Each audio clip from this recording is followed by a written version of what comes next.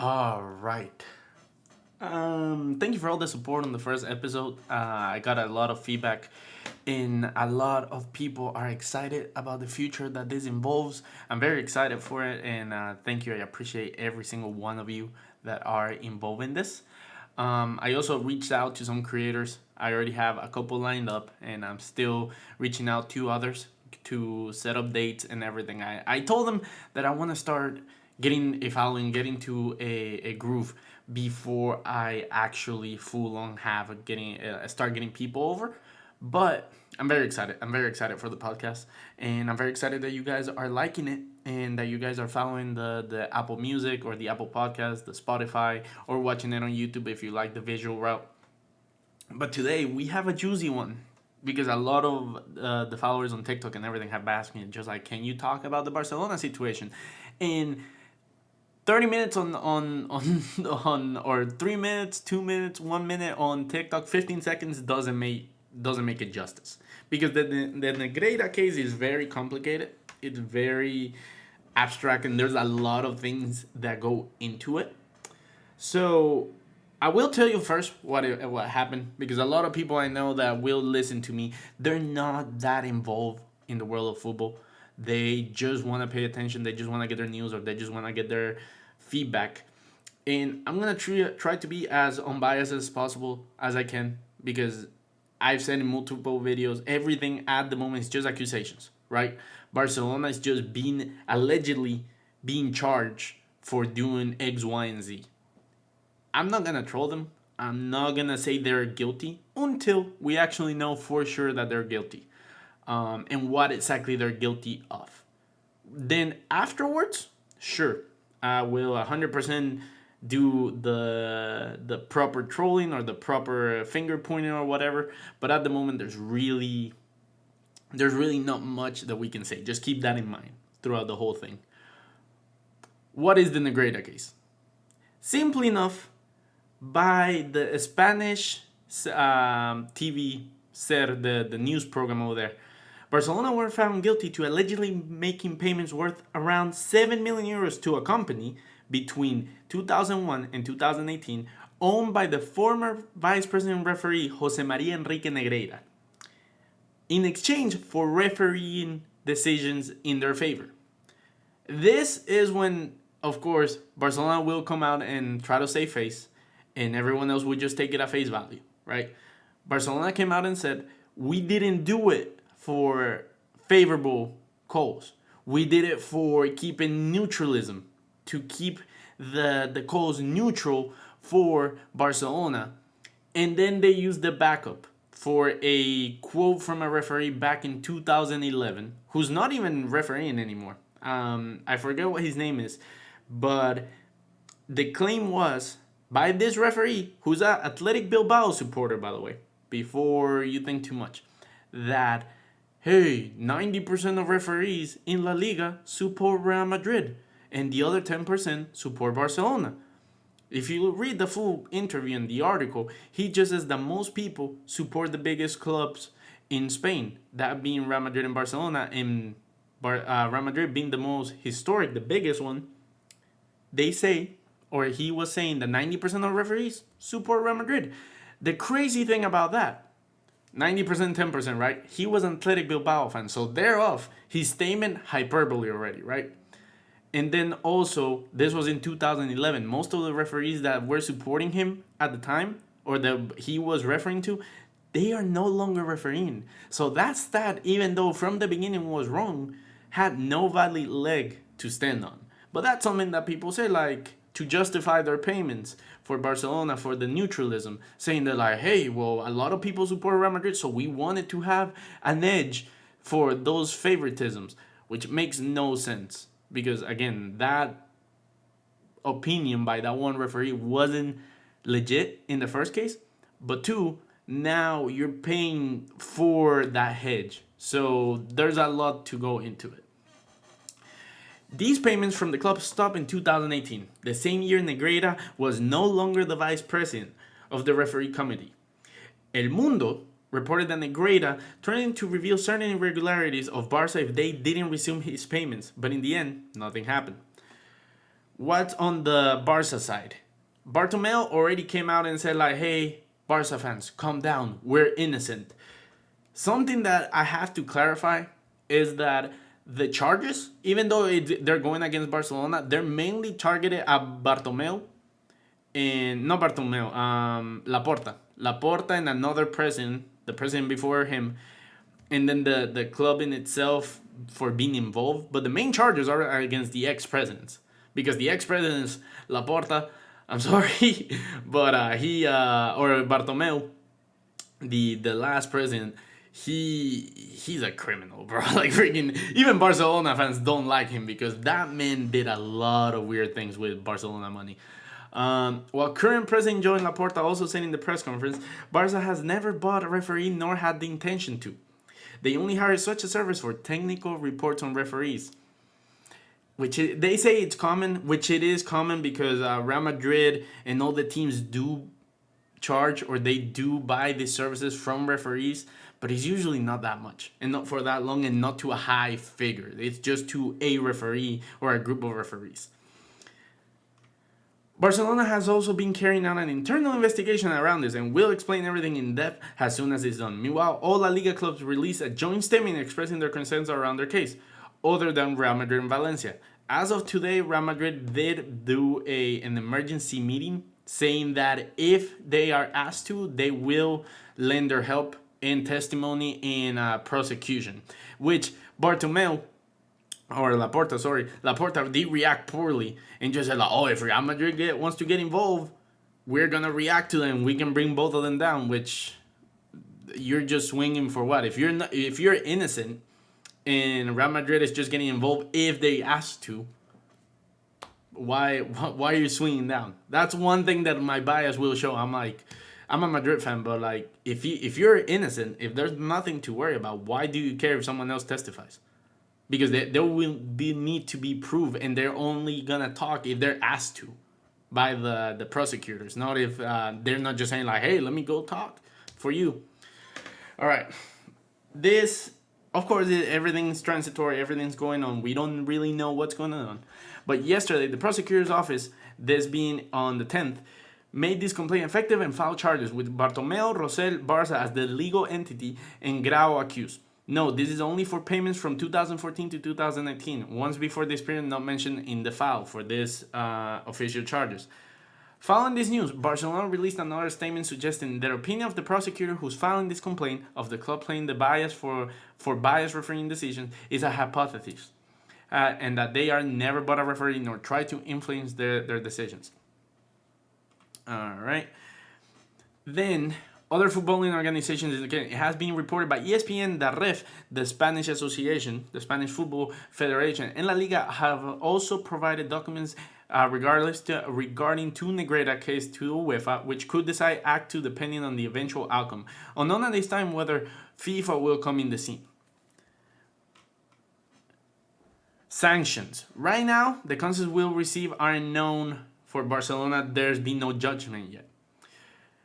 We only have one president that I know for a big club, and that's been Juventus, when they were found guilty for the betting, and I forget the official name of it, but the one time that they got into the gambling and the payments and match fixing,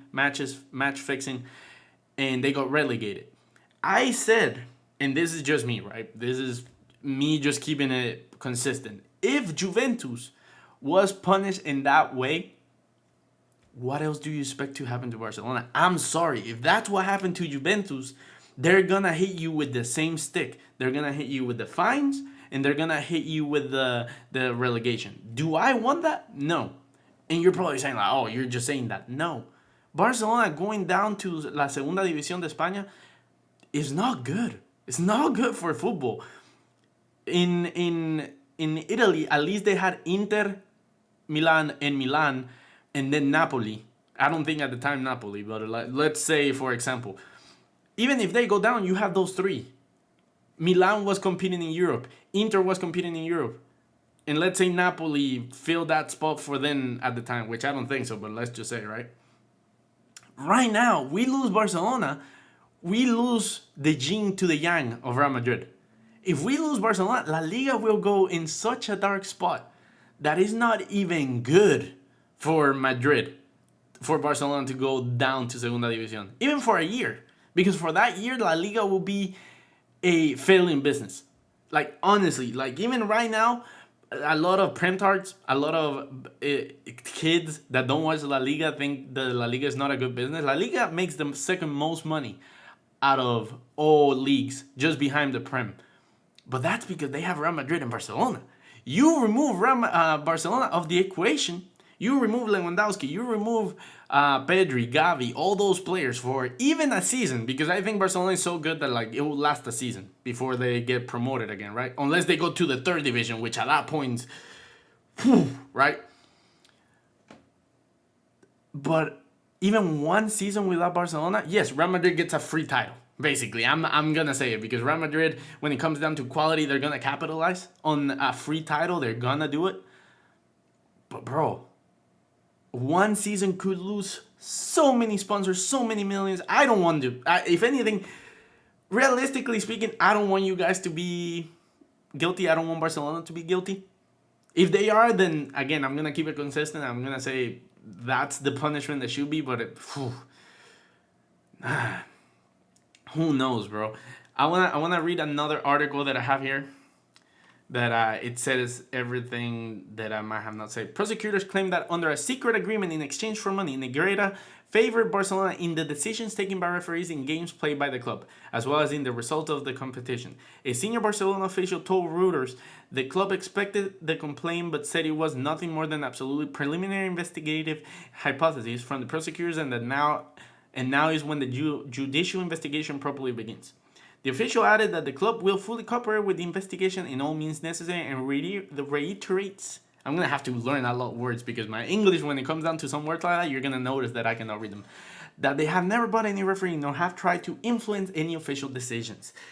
The complaint focuses on the 2.9 million euros paid between 2014 and 2019, or 2014 and 18, the complaint that I said, and alleges that Barcelona, with the help of former President Sandro Rosell and Josep Maria Bartomeu, reached a confidential verbal agreement with Negreira. It accuses the club, Rosell, Bartomeu, Negreira, and two other former Barcelona officials of corruptions in sports, unfair administration, and falsehood in mercantile documents. The investigation was triggered by a tax inspection, which is crazy that at the end of the day, no matter what part of your life, no matter where you live, taxes is usually the reason why these things come about. Manchester City, their investigation that has been going on for the past 15 years or whatever, happened because of taxes and the financial fair play. And whoop-de-doo, what happened with Barcelona? It was a tax investigation. Negreira told the Spanish tax agency that Barcelona goes with the payment was to have neutral referees in their games, according to El País newspaper. Now, if we go back in the years, right? Allegedly, I'm going to say allegedly because I don't know if this is true. And I'm not going to say it's true until it actually turns out that it's true, right? But allegedly, it happened in 2001, right? In 2001, I think this is the position. Yeah. In 2001, Barcelona finished fourth. In 2002 to 2003, sixth. This is where people could literally say if they're guilty, this could make a big difference in Barcelona's history, in the legacy for Lionel Messi, in the legacy for the Barcelona team, of the sextuple, in the legacy of Pep Guardiola. Because Guardiola, bro, you gotta think, Guardiola is involved in two teams that are massively criticized. Both of them have, City has not been charged guilty in any of the investigations, and now it's the same thing happening at Barcelona. But if they somehow turn out to be guilty, and we do some revisionist history, right? That we just say like, well, hey, we gotta remove this title, this title, this title, this title. We're talking about from 2003 and 4, that's second place. Then it goes first, second, third, first, second, first, and then it ends in second place. And the last year of the payments in 17-18, it will be first. So that's 1, 2, 3, 4, 5, 6, 7, 8, 9.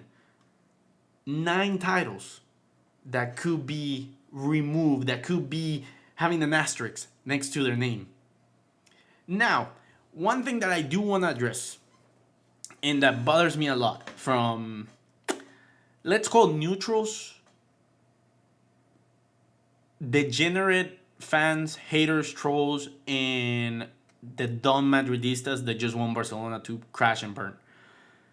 These claims are strictly just for La Liga.